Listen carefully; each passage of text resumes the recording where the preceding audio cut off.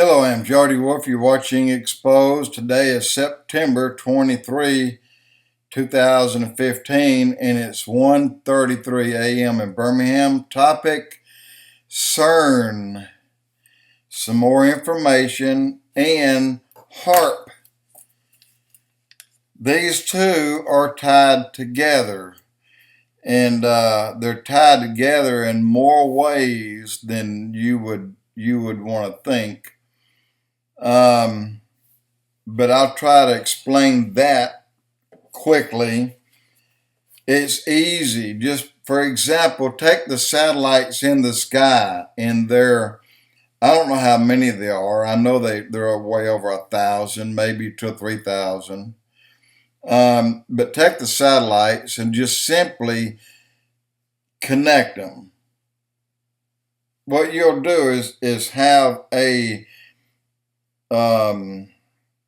triangle shape connecting these things above head, and there's an entire triangular map over the whole world. And when you connect them together, but then take those same connections and you take a few hundred and empower them together so that all of them, they're multifunctional, by the way. All the satellites, you can sit and do your internet, you can watch your TV, you can do other things, and fly the drones. They pick up the satellite, and when you lock it in, wherever ground zero is, you can fly where you want. And then when you get ready to bring it home, you flip a switch home. And that baby will come right back to you and land from the spot it took off from. So the kind of work they can do with these interconnecting pyramid shaped or triangular shape and put several together and then connect them with Haarp, then you have another grid work around the Earth 100 miles lower than the satellites. Satellites, just for example, say they're 200 miles up, some are higher, some are a little bit lower, but then you have a grid work at 300 miles, at 200 miles, and then you do another grid work with Cern, how it's tied in, but Cern is going to be tied in a different way. Cern is going to be tied in with a direct portal connection. The Solomon Islands. This was a really strange thing, and I don't know how it got to me, but I got it just this week. And when I looked into it, I was like blown away. One of the Solomon Islands is about 8 or 9 miles wide and about, I think, 48 miles long. And there are, according to the natives there, according to the people there are giants living there today. And in the war, and I forget the name, what the Japanese and the Americans called the Solomon Islands, but there was a name for it, and I'm sorry I don't recall it. I'm trying to go off memory, but they fought over these islands, and a number of Japanese and a number of Americans were cannibalized. They were eaten. They were eaten there at the Solomon Islands. And people would try to tell you that the Indians or natives or those who haven't been known before, like in South America, the tribes that we still don't know of, did it. Well, that's not true.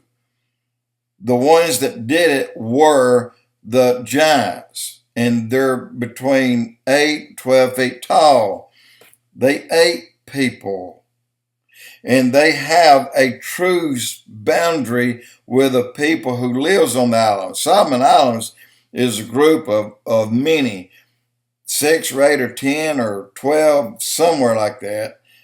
and they dot the islands. And I understand that there are portals and openings. They have one portal marked clearly, but the openings, they can go underground at a one point and not see the sunlight till they come up at the next point 48 miles away. So they travel underground. And if they travel underground, then they travel from island to island underground. That's under the sea and everything. So the fact that Cern seems so important today, in my opinion, now brings to light why it's so important. It is creating its own portal. And once it is able to do that, that thing, I mean, you can't take it up, of course, and move it. I mean, thing's 15 miles around.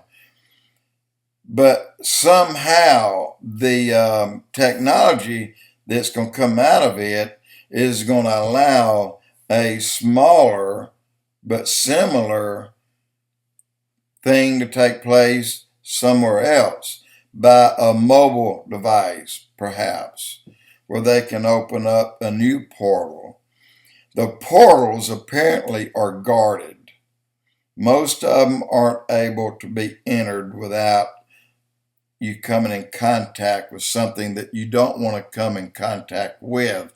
So what best way is to create your own portal? Why do we want to go see what those boogers are doing? They're staying hid from us for a reason.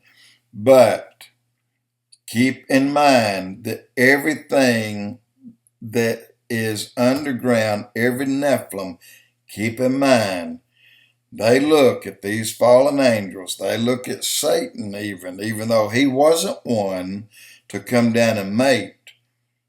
He is a papa. He is a daddy.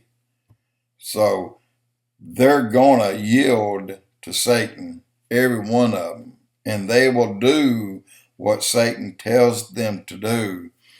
This is why the fear, in part, of the Pope. What is he?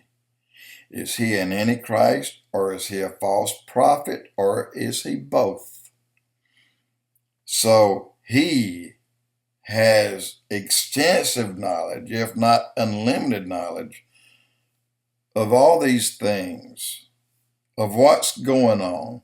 We still know that in American Southwest, we still know that they're underground, several levels. Man has named 7, and I can't think of the guy's name. When they were drilling holes, doing some tests, they opened up into a room, like a auditorium or a big area. When they drop down into these things, there's aliens, and the first thing this guy does is pull his gun and start shooting them. Well, they start shooting back, and they kill a lot of people. And apparently the government and those things don't get along. So there may be a way, twofold, that we or evil people are trying to get to them because a truce had been broken way back, or it is just a way for Satan to interconnect with his, they're all his, and in a quicker way, and get them to where he wants them in a quicker way. If there's thousands of portals and they're there, it's at our doing, at our helping to do, by interactivity through the Haarp and the satellites connecting, and then the power that they will project downward.